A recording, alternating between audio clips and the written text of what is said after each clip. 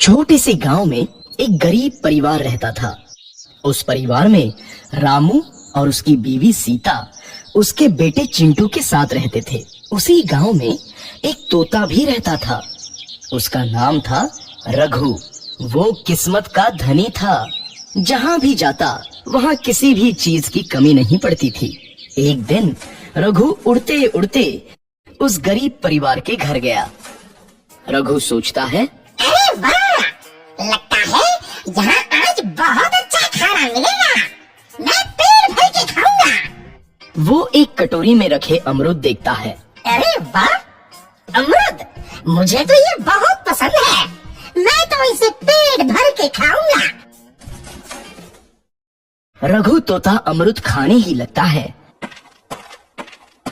तभी सीता रघु को अमरूद खाते देखती है तो गुस्सा हो जाती है और उसे वहां से भगा देती है। भाग यहाँ से, न जाने कहाँ से आ जाते हैं। मैं तो परेशान हो गई हूँ इनसे। सीता के भगाने के बाद रघु चुपचाप से एक कोने में रहता है। धीरे धीरे उस परिवार की बरकत होने लगती है। एक दिन रामू और सीता खाना खाते वक्त बातें करते हैं। आजकल हमारी बहुत तरक्की हो रही है, काम भी अच्छा चल रहा है। रामू कहता है। इस पर सीता कहती है, सच कहा, भगवान हमेशा ऐसे ही हम पर मेहरबान रहे। बेटा चिंटू भी कहता है, पिताजी, मुझे खिलौना लेके दो ना, मेरे सभी दोस्तों के पास है। रामू कहता है, ठीक है, जरूर लाऊंगा। सीता कहती है, कितने खुश है सब, मेरे परिवार को किसी की नजर ना लगे। एक तरफ ऐसी बातें होती हैं, तो दूसरी तरफ रसोई में रघु तोता भी अमरूद खाते रहता है। मजा आया, अमरूद खाया, मजा आया, अमरूद खाया, मजा आया। तभी सीता रसोई में आती है और रघु तोते को अमरूद खाते देख बहुत गुस्सा होती है। सीता रघु को बाहर निकालने के लिए पिंजरे में अमरूद रखती है। रघु जब अमरूद खाने लगता है तो पिंजरे का दरवाजा बंद हो जाता है और वो उसमें फंस जाता है।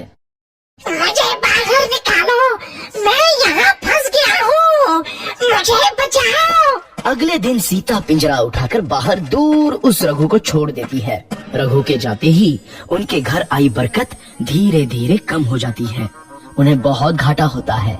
सीता कहती है, ये क्या हो रहा है, अचानक इतना कैसे बदल गया?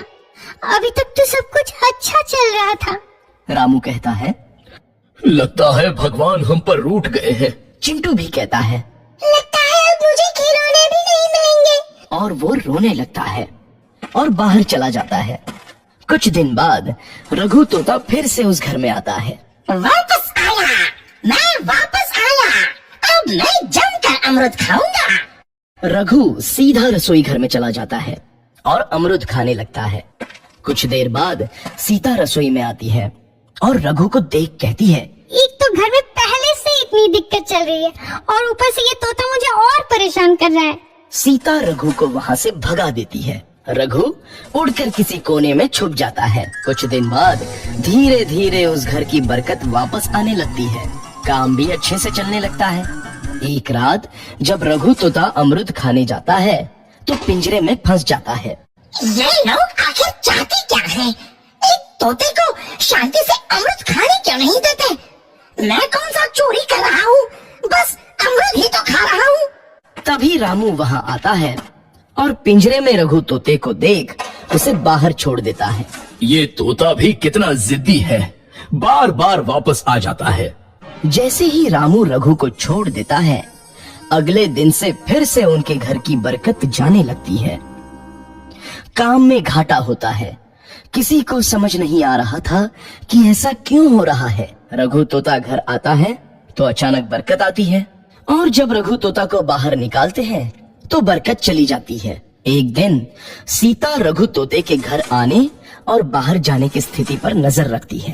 ये तोता जब भी घर आता है तो घर में बरकत आती है और जैसे ही ये घर से बाहर जाता है तो उसी के साथ बरकत भी चली जाती है। कहीं ये जादुई तोता तो नहीं है? अगली बार जब ये तोता घर आएगा तो मैं इसे कहीं नहीं जाने दूंगी। सीता रघु का बहुत इंतजार करती है, लेकिन रघु तोता दोबारा उस घर में कभी नहीं आता।